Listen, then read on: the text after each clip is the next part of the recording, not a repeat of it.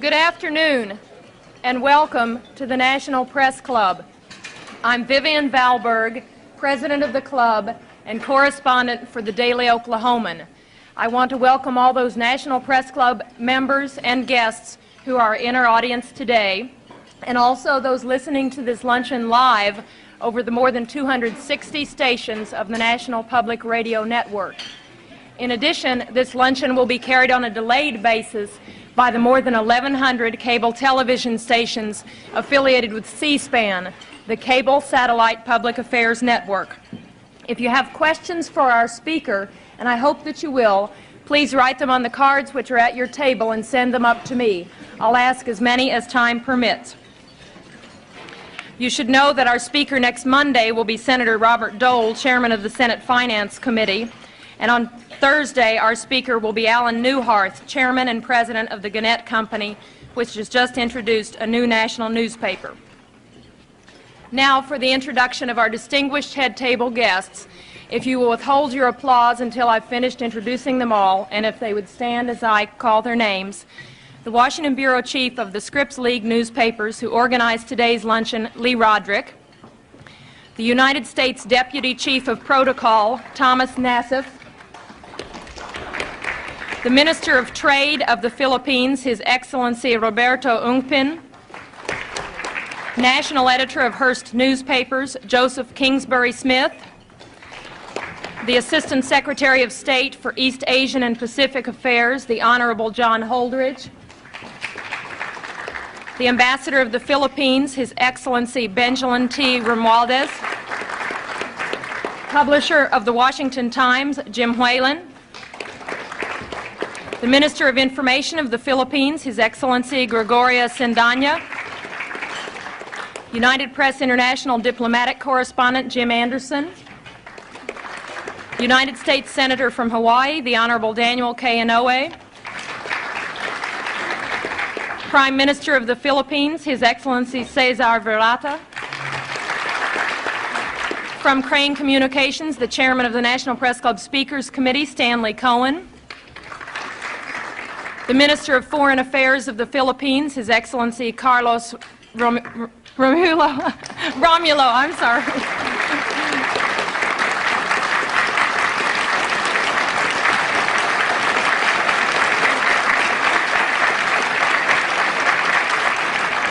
The Associated Press Diplomatic Correspondent, George Guetta. The Minister of Defense of the Philippines, His Excellency Juan Ponce Enrile. American Ambassador to the Philippines, the Honorable Michael Armacost. President of the National Press Club of the Philippines, Ben Rodriguez. Assistant General Counsel, International Affairs of the Treasury Department, Russell Monk.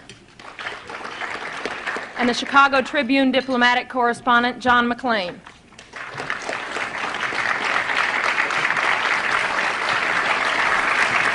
Thank you.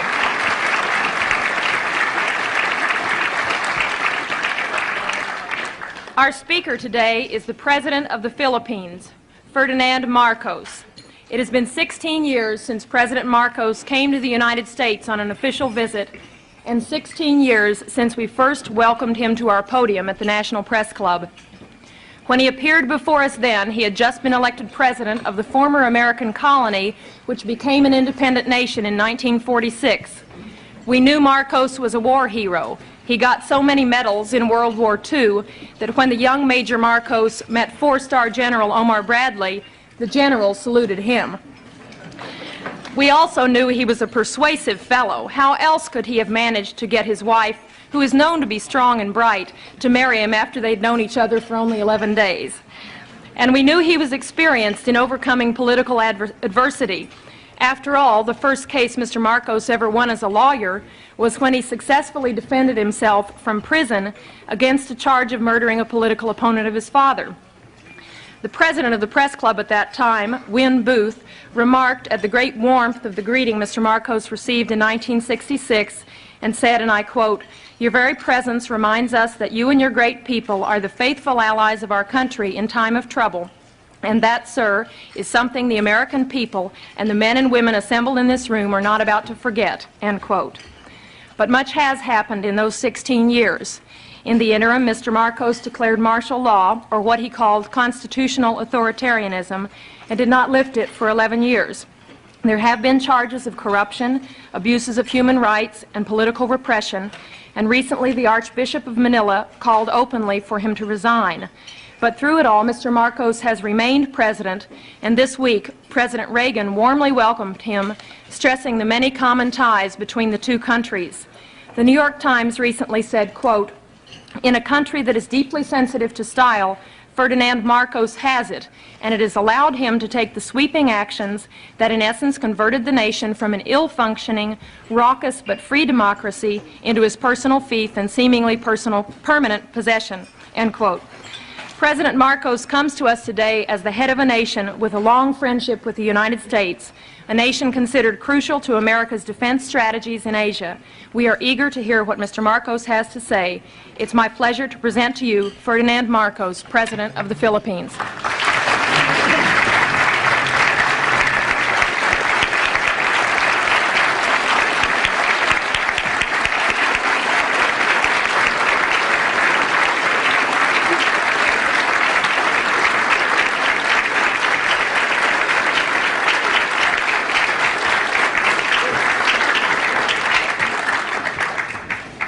Well, thank you very much, Madam President. Distinguished guests, my friends. It certainly is gratifying that in the course of my present visit to the United States, I should once again be accorded the opportunity to meet with the people who understand me or misunderstand me most. I'd like to thank all of you. I remember that our relationship, the relationship between the two countries can be opened up at one of 2 points by the historian or the curious investigator into world events.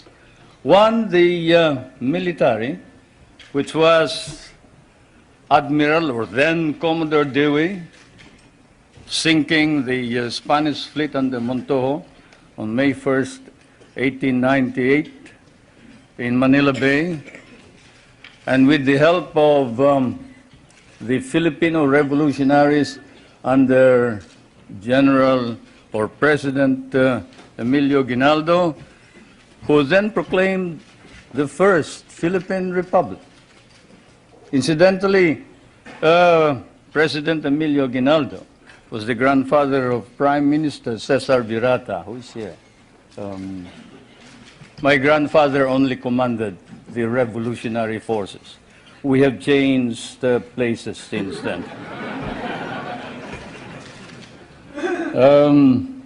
Either that point of entry is chosen or the more sedate commercial one 100 years back. 1796, the brig Astrea, sailing out of Salem, Massachusetts, towards Lisbon, and then to Manila, selling her wares there for 5 months, carrying that amateur and self-taught mathematician and navigator, Nathaniel Blow-Ditz, whom you must have heard, who later, in 1806, authored The Practical American Navigator, for he had discovered the simple way of determining longitude through the long voyage across the Pacific.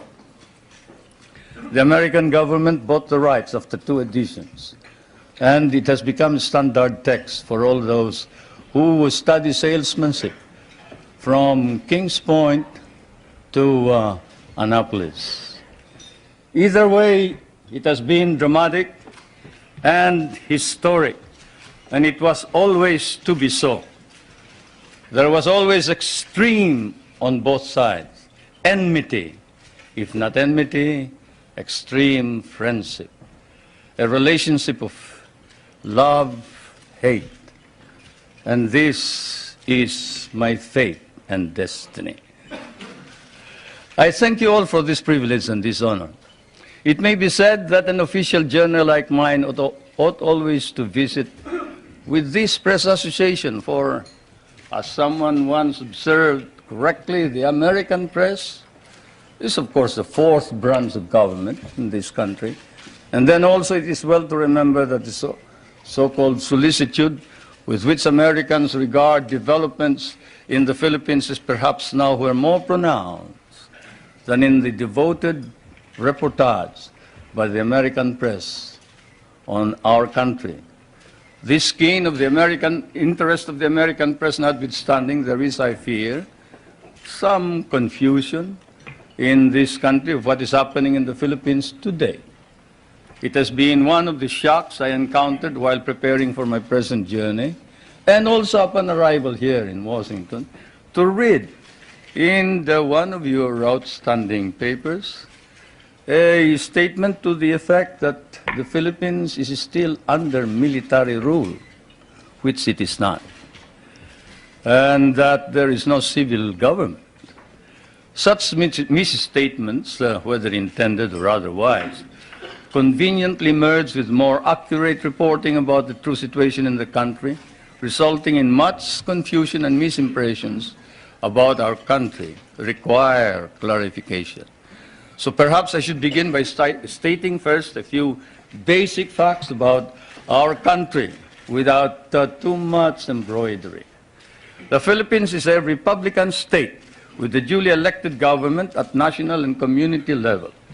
We have a national constitution duly drafted by a constitutional convention elected and convened in 1970 and duly ratified by our people in 1973. Under that constitution, ours is a modified form of presidential government with a National Assembly constituted by assemblymen elected by regions in 1978 and a president directly elected by the people in 1981. Legislative power is vested in that National Assembly, while the executive power is vested in the president. And the party in power, the party that won the most number of members in this National Assembly, choose the leader of the legislature, and the leader is the Prime Minister, and he's no other than Prime Minister Cesar Virata.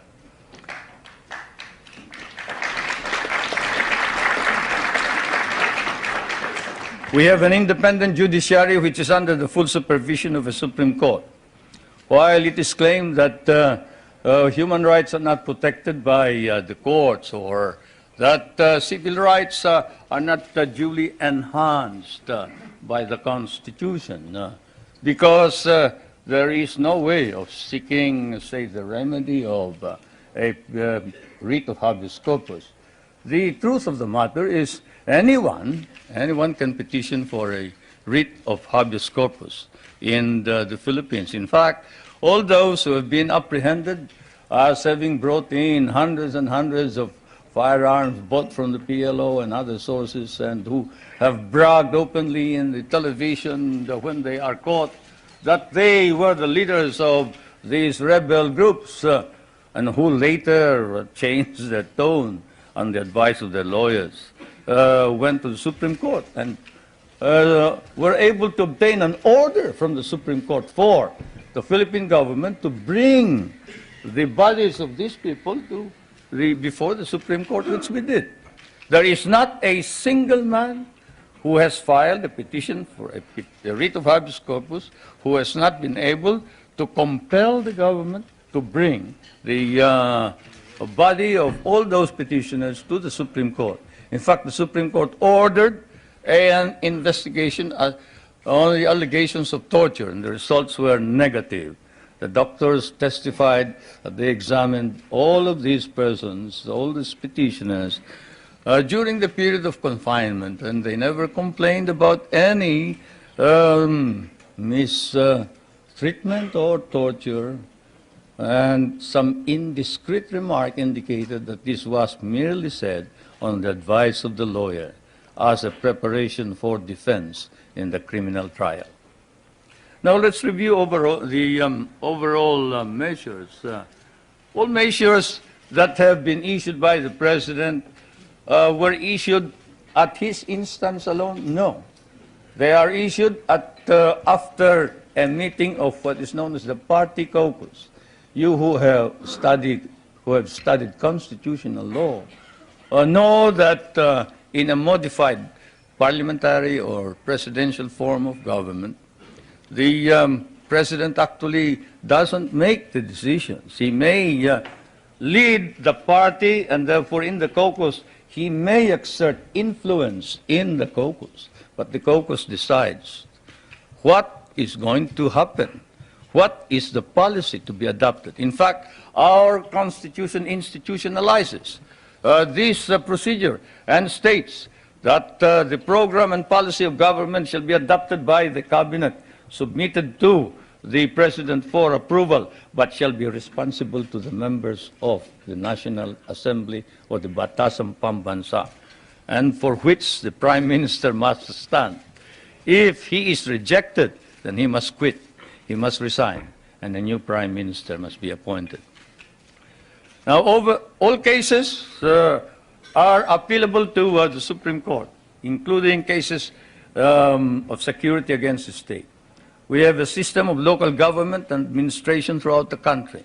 In all, there are 73 provinces, 60 cities, 1,502 municipalities, 42,000 barangays, in each of which there are regular elections. Barangays are the villages. We just had elections this year. The election for president occurred in 1981. Under the Constitution, the people have a right of recall. They can recall anyone who has been elected by 1/5 of all the voters who voted in the last elections. A vote of 1/5 will suffice to call a new election for any given post. Our Constitution likewise provides for a Bill of Rights, which guarantees protection of the political and civil rights of all individuals, regardless of color or creed. Incidentally, that statement allegedly made by Cardinal Sin has been denied by Cardinal Sin. I was surprised that you haven't heard about it. This just goes to prove that there is some time lag when you move towards the West.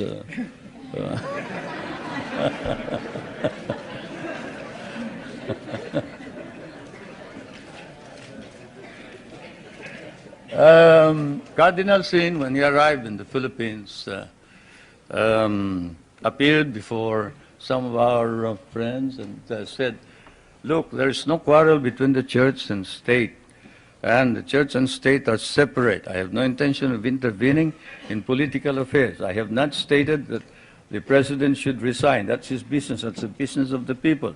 He was elected by the people, and I'm not about to say anything about this. That's why I'm surprised that here you make much of it. But I suppose that's part of news. It's good copy. Can you imagine asking the president to resign? That's by constitutional mandate. Social justice is a matter of national policy and a priority objective of government. And this is why one of the first reforms was land reform. You know, when I proclaimed martial law, I didn't proclaim martial law alone. I didn't proclaim martial law alone. It is made to appear as if I just signed the decree and said, I impose martial law on each and every one of you. No. I asked the legislature to please pass a law proclaiming martial law because there was anarchy in the country. Now, let me say this. The opposition was strong, and they were members of the Security Council, and somehow they had adopted a resolution which required that there be a unanimous vote for the armed forces to be able to move. And therefore, the armed forces was immobilized. At the same time, I asked the opposition party to come and join me in a coalition government. I offered one half of the cabinet. And of course they laughed at me and said, why should we join you? We're going to take over the government. By the time you are through with the exercise, you're dead, politically and otherwise. So, and they refused to join me. I asked the advice of the judiciary. I asked the Supreme Court justices, the Court of Appeals justices, and the members of the private sector. And all of them told me there's only one man who can proclaim martial law, and that is the president. And you are it. You are the only one who can proclaim martial law. This is why I must carry this particular mark in our history. I could not have transferred it to the legislature. Why? Because the legislature did not have the power. What does the Constitution provide? The President shall be the Commander-in-Chief of the Armed Forces of the Philippines, and he may order the armed forces out to quell any disorder, riot, rebellion, invasion, insurrection, and in case of invasion, insurrection, rebellion, or imminent danger thereof, when the public safety requires it, he may suspend the privilege of the writ of habeas corpus or proclaim martial law throughout the Philippines or any part thereof. What does that provision provide? It provides that only the President can proclaim martial law. I repeat, that is why I had to assume responsibility. And I am not one for shirking duty. The people said there was necessity for proclaiming martial law. And the people said, you are the only official who can proclaim martial law. So I proclaimed martial law. And I sincerely believed that it was necessary to proclaim martial law to install order and stability, because there was complete anarchy throughout the country at the time. Now, therefore, at that particular period, what was the status of our government? Our government was immobilized, impotent. The armed forces could not move out. The industry was not at all in any way moving. There was no income coming into government. Everybody was running away. They burned the U.S. Partly burned the U.S. Embassy, tried to burn it anyway. They tried to kidnap the American ambassador. American ambassador was Byroad, Ambassador Byroad. And they tried to kidnap our foreign minister, Romulo, whom you just saw today. And I told him, you better disappear because I will not ransom you.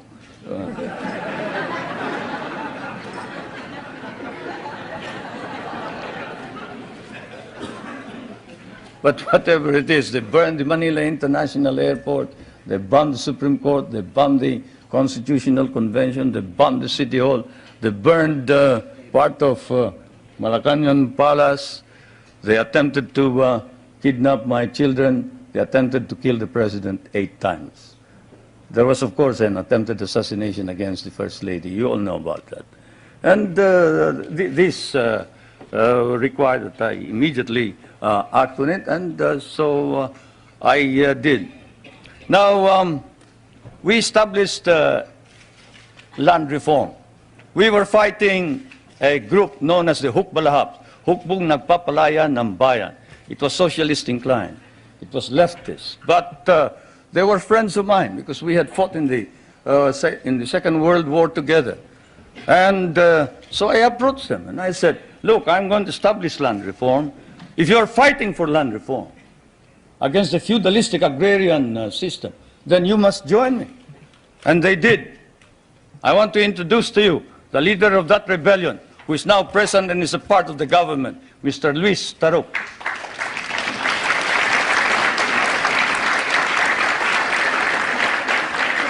He is a member of the National Assembly. One reason why he ran to the hills, according to him, was he was elected as a member of the old legislature and he was not recognized as such. He and the others. Now I want to introduce to you another leader of the Free Farmers Federation, which is also composed of farmers who wanted reform, but who are fighting for reform, but who are now joining in the effort to establish political stability and economic prosperity throughout the country, and who was Dean of the College of Law of the University of Ateneo, but abandoned his deanship in order that he may join in the effort to attain the noble mission of this new society. I refer to National Assemblyman Jerry Montemayor, President of the Federation of Free Farmers of the Philippines. I would like to introduce also to you a young man who was very active against the government in 1972 and who paraded around the streets raising the flag of the Communist Party and organized the Kabataan Makabayan, which is the red organization of the youth. And this man is Nilo Tayag. Is he here? Anyway, he is somewhere around here. But they have all joined, all these activists, to prove to you that all these stories about our being oppressive against our enemies and our friends, they've all joined the government to help reform and drive out all the corrupt people in the government. We have an ombudsman. We are the only country with an ombudsman. You know what an ombudsman is. He's the officer who watches over the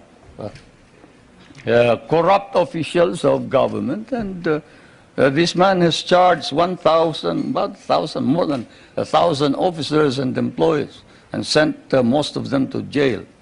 Is Justice Pamaran here? He must be somewhere around. Where's Justice Pamaran? There he is. There's the ombudsman.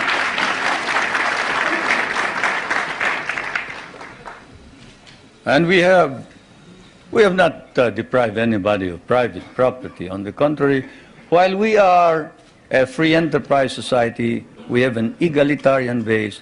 We recognize private property, encourage private initiative. And our Constitution explicitly recognizes the importance of developing the national economy and protecting the patrimony of the nation. In line with this, a National Economic and Development Authority has been created for the purpose of planning and coordinating economic development plans. I chair that Economic Development Commissioner. Now, I did not come all the way here to recite these basic facts to you, but it is best that we wrote this at once, they form an important background of understanding the developments in my country. Relations between the United States and the Philippines now span, I'd say 84 years if you mark the Battle of Manila Bay, 184 years perhaps if you mark the brig Salem, from Salem, which when it returned to Salem brought back hides, indigo, lumber, pepper, and paid 24,000 in tariff duties. Many things don't change, not even tariff duties. Anyway, the trade between our countries is covered by a trade agreement. The military and security matters are covered by 3 agreements. Those agreements are, and I will now ask our friends in my staff to distribute these agreements to you, or as many as can receive them. These agreements are the Mutual Defense Pact, the Military Assistance Agreement, and the Military Facilities Agreement, which is due for review this coming year. President Reagan and I have agreed with the members of our cabinet that the review will start in April, probably we'll finish it by August. Through it all, our relationships develop in a way unique to nations so disparate in size and circumstances and so distant from each other. The direction which American colonization took in the Philippines in the political, economic, and military, cultural spheres were such that for us, relations with the United States would remain crucial for a while. It is said that language is the greatest conveyor of culture. If that be so, if that wise man who said that is right, then your language has certainly conveyed to my country your culture. And this is why the relationship between our countries is something undefined. Our interests may have diverged in the period after our recovery of national independence in 1946, but this relationship has endured. And the question that is often asked is, does the Republic of the Philippines differ from the American Republic? Yes and no. It doesn't differ in the sense that it is democratic, but it differs in the sense that we have a prime minister, and in the sense that we try and make the legislature and the president or the executive work together. We cannot afford any stalemates. We cannot afford any delays. It is a modified presidential form of government, while yours is a complete and pure presidential form of government. Why did we change this? Because we cannot afford stalemates and deadlocks. Yours is a strong economy and a military power. Ours is a weak country. We cannot afford to delay and postpone decisions pending the debates between Congress and the President or the Prime Minister. The poorer third world countries cannot. And so, my friends, that is the situation. I am now going to ask also that my staff distribute to you the social and economic indicators of my country in showing to you the dynamism and the vitality of our economy. We have changed our economy such that we hope to be able to be self-sufficient. We were importing rice before. The last time we imported rice was in 1976, 77. We paid $500 million for that price. Today, we are exporting rice to our neighboring countries. And the per capita income was about $200. Now, it is more than $800 per capita income. The gross national income has increased 5 times. I need not go any further. I'll wait for the questions, and now I am ready for interrogation.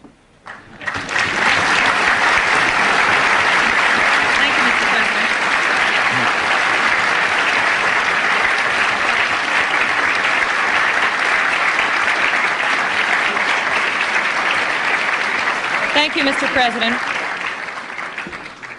Please give us details on your meeting with President Reagan. Did you seek any firm commitments? Did you get them? Well, a firm commitment as to when we are going to review the basis, yes. A firm commitment that a mechanism be set for the study of our economic problems, yes. Because, as you know, the reason we have a deficit in our balance of payments is the commodity prices went down because of your domestic deflationary policies, your interest rates. But all of this can be worked out, and so it has been agreed. Secretary Reagan of the Treasury is going to meet with our foreign minister, who is also prime minister, regularly. The next meeting is next November, I think. So we have worked that out. The national security matters will be worked out by the defense minister. The 2 defense ministers are also meeting in November. Those are the specific ones. We have also entered into a tax agreement and air agreement. This afternoon, tomorrow, there will be some kind of agricultural agreement. As you know, we have one of the most modern and biggest concentration of agricultural and natural scientists in Asia. This is in Los Baños, the University of the Philippines. And we have biogenetics, we have plant engineering, we have, name it. You remember that the International Rice and Research Institute is based there, and that it was the one that produced the new type of rice which produced the rice green revolution.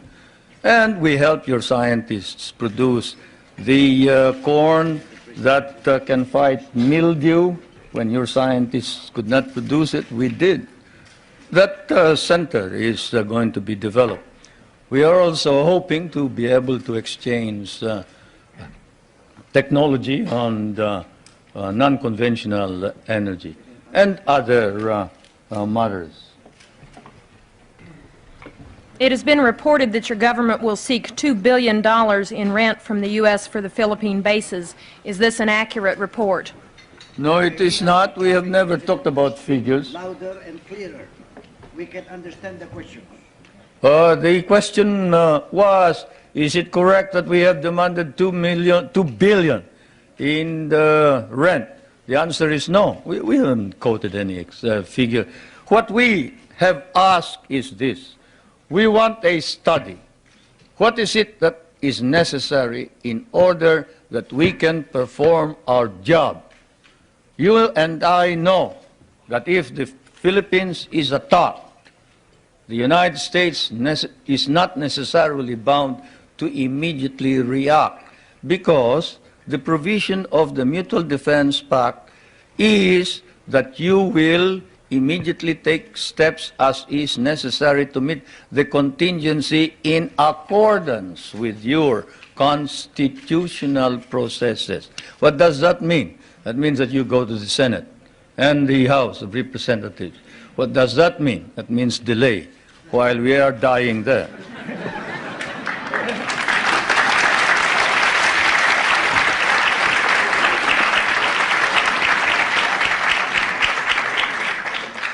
Most of our allies in Europe, concerned about resisting communism, give the U.S. free bases and even share the cost.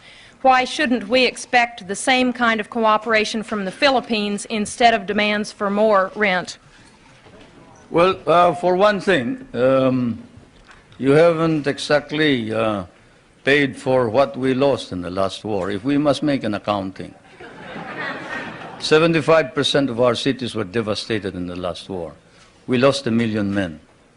Shall I quote you the statements of Roosevelt and MacArthur that every Carabao will be paid for? Shall I tell you that the veterans who were inducted into the USAF, the United States Armed Forces of the Philippines, of the Far East, your armed forces, were paid only 1/2 the salary of your soldiers? Shall I tell you that we almost turned communists because you refused to recognize us? Shall I tell you that I had a difficult time stopping my guerrillas, 25,000 of them from joining the communists, because precisely you sort of forgot that we had done the fighting for you, you know, and we were parts of your armed forces. But in fairness to the American Congress, when we came here and we called attention to the fact that we had been abandoned and forgotten, they themselves in outrage immediately passed a law recognizing the services of the Filipino and reinstating them as parts of the United States Armed Forces in the Far East, including back pay and benefits. That, Madam President, is the answer, in addition to the fact that those people that you are talking about have been making money at the expense of the United States for quite a long time, while we have not.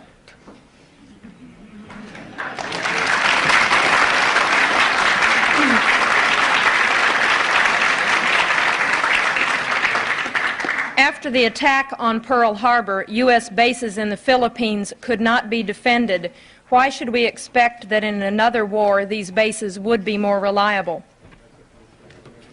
That's one of the questions that I wanted to find out.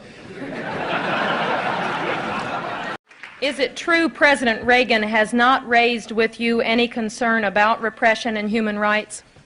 Well, he sort of spoke of the fact that we have all this constitutional provision.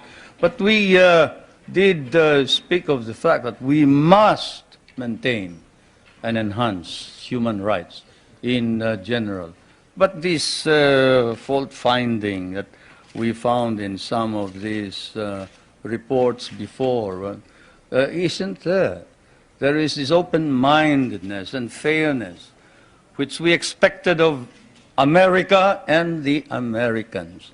The Americans that I know, the Americans who fought beside me, the Americans who bled with me in many a battlefield, was a fair man.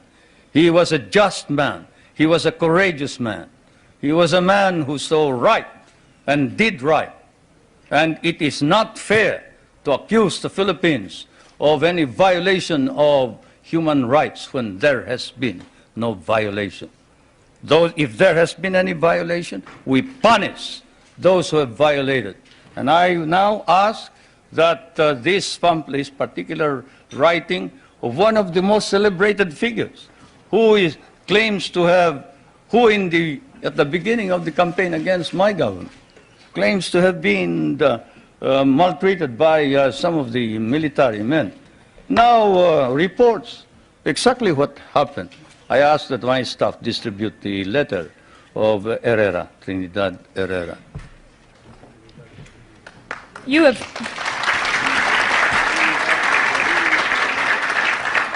have indicated that the allegations about political repression and human rights are overblown. How then do you explain the findings of the international independent group Amnesty International, which documented cases of torture, disappearances, and illegal detention? Well, I'll tell you that the Amnesty International has never come to the Philippines.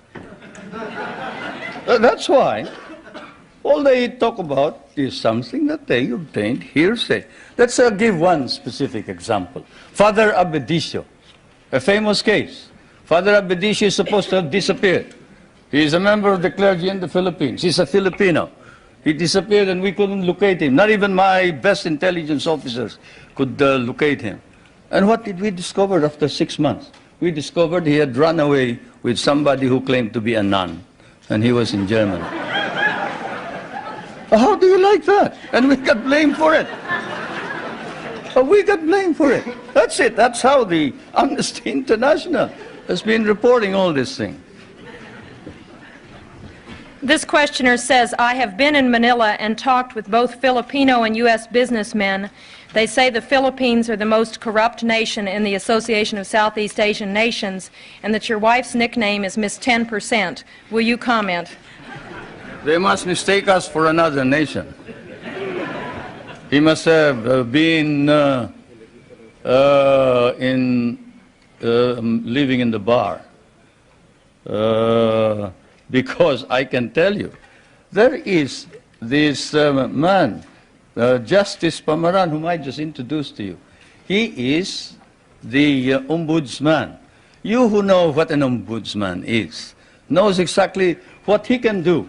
He doesn't wait for evidence, any rumor whatsoever, and he investigates it. You talk about my wife. Not that I would like to defend her. She can defend herself any time. She's quite capable. But perhaps that statement was said of another First Lady, not my wife. Certainly not my wife. Perhaps I can tell you that the property of the Marcoses has been brought into a blind trust. And not a 2020 blind trust either. It's a real blind trust. And we don't know exactly how that blind trust operates the property. The only property that we have control of are two or three houses. One in the province of my Ilocos Norte, no, two. Two in the province of Leyte, and one in Manila, 5. Then the schooling for the children, up to possibly a doctorate. Beyond that, all income goes into the Marcos Foundation, which is the foundation that embraces all property. Do you think that if there was any corruption by the Marcos family, that we can maintain the present prestige and leadership of the Marcoses in the Philippines? What do you think the Filipinos are? They are a very literate people. Literacy in the Philippines has increased up to 90% nationwide, and in Manila it is 100% literacy. And if there was any indication whatsoever of any of these corruption that you talk about, and whoever said that sounds like he has been in the wrong company. Probably the guys that he was working with may have been engaged in corruption. I'd like to know who they are. then we'll go after them. But I can assure you, if any public official engages in corruption, he will land in jail. That is definite. What do you say to critics who say your health is poor and you won't be around very long, but your wife may be? Anybody want to try me in the ring?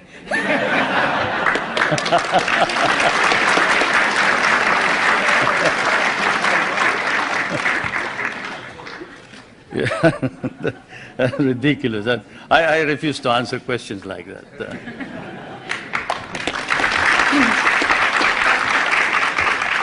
Two related questions. You are indeed a family man. Your wife, your daughter, your brothers are all government officials.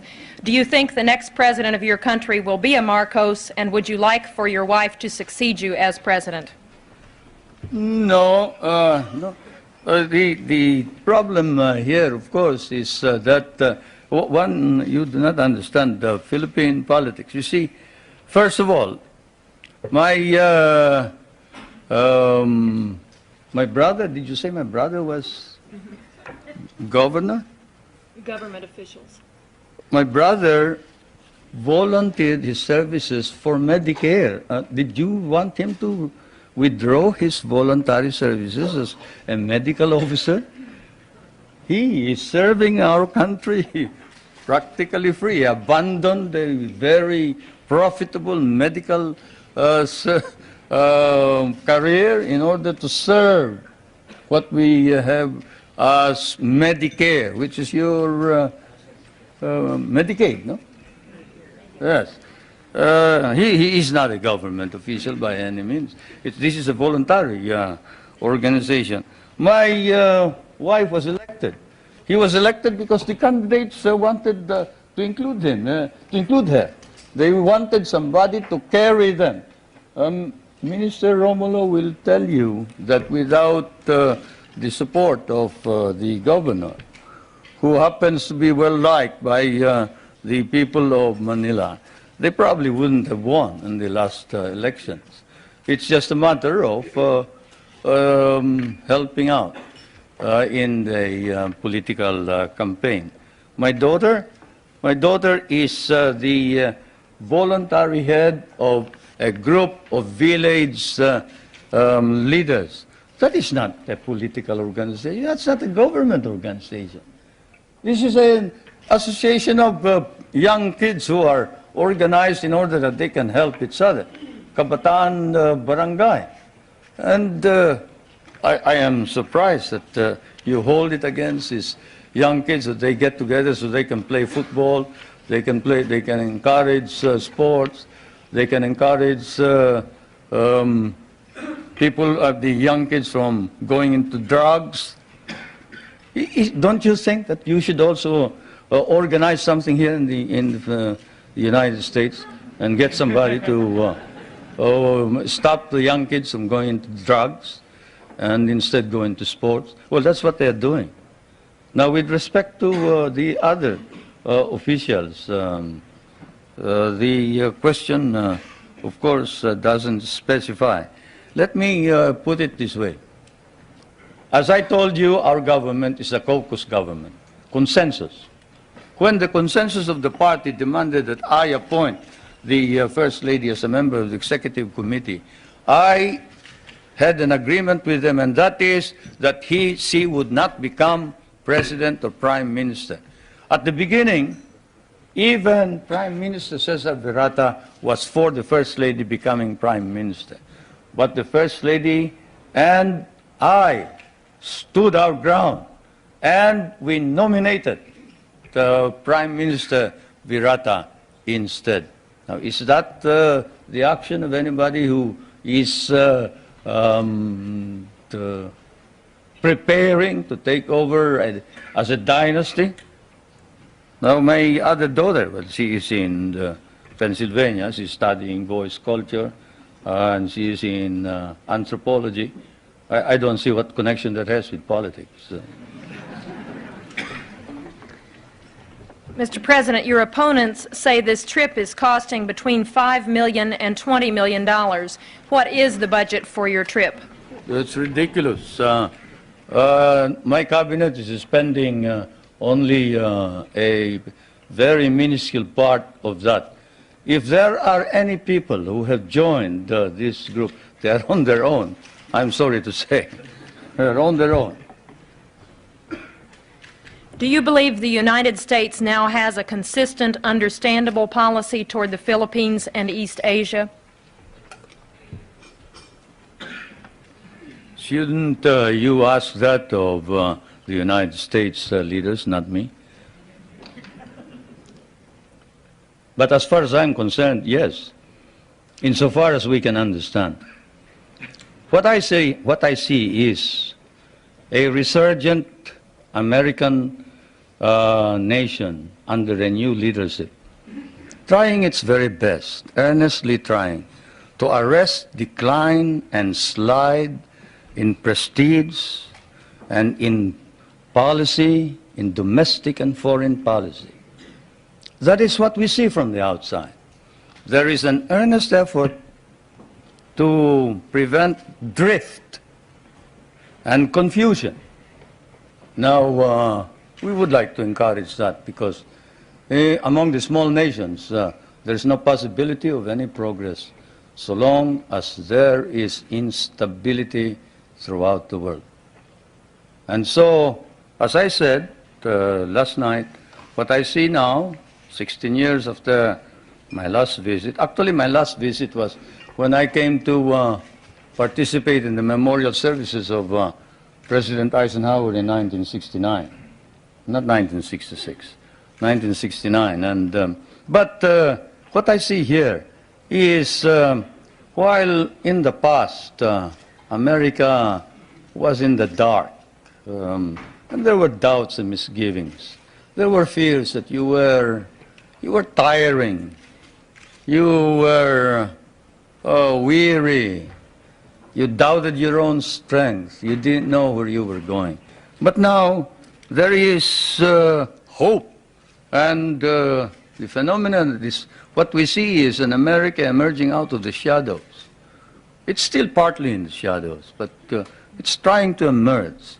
And certainly under the leadership of President Reagan, it's trying to organize an integrated, understandable foreign policy. And that's what we see.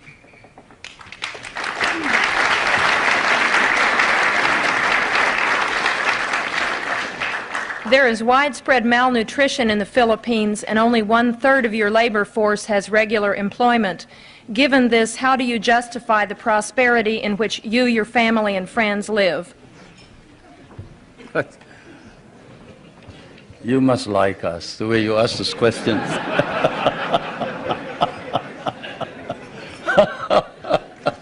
Anyway, I don't know where you get your figures, but the unemployment figure in the Philippines is 4%. I don't know what's yours. I do know what's yours, but have you heard of the KKK, not the Ku Klux Klan, but we have a program which harnesses the energies of those who are half employed, like those who are in the farms. You see, those who wait for the coconuts to fall or who plant rice are partly employed. And so we allow them to engage in what we call small, medium-scale industries, contract work. Where, in what country do you see, say, a boot block? A boot block. Go to a rural bank and say, look, I used to borrow money from this usurious lender here. I borrow 5 pesos in the morning, I have to pay him 6 pesos in the afternoon. Can't you lend me 50 pesos now and I will repay you later on? I have no collateral, I am unknown, I live in the streets. And in what country will you see the rural bank lend this boot block money after looking at his shoeshine stand and gathering all the other shoeshine boys and putting them to work and getting them to repay this indebtedness, not in a week, but perhaps even in a day. Or fishermen who live a hand-to-mouth existence. Even here, in your prosperous United States, can a poor fisherman go to a bank and borrow money on his name, on his signature? He cannot. But here in the Philippines, he can. A poor fisherman can go to the bank and say, look, I live in so-and-so, and the chairman of my village can certify that I am a poor fisherman.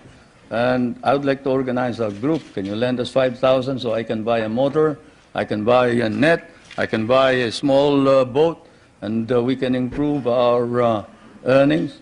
And under our laws, we have set aside funds which then are lent out.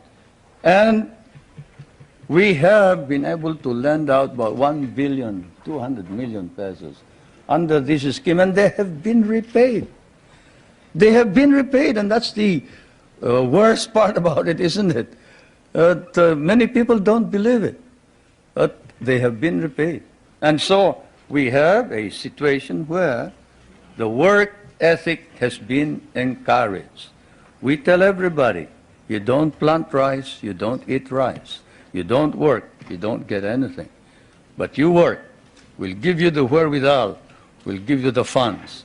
We'll teach you how to work if necessary. And we will see to it that we will sell your products. That's what's happening in the countryside. Not all this talk about corruption and this ridiculous statements about people in government enriching themselves.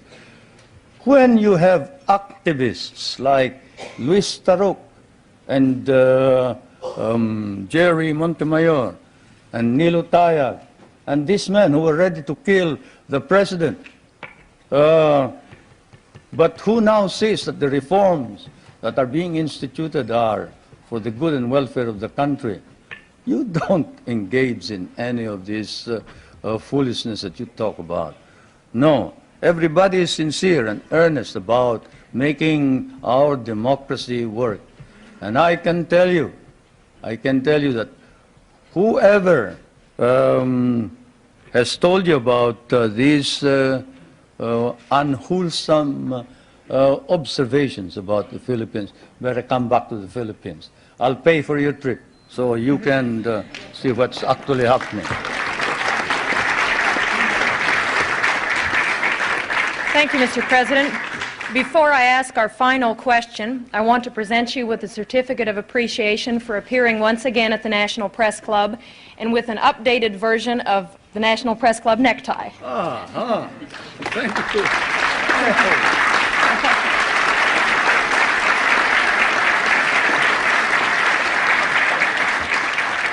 And now our last question. Is it really true, as your biography states, that you were born in a thunderstorm? How should I know? But my mother says so, yes. My mother says so, and I guess if you can't believe your mother, whom will you believe, huh? Thank you very much.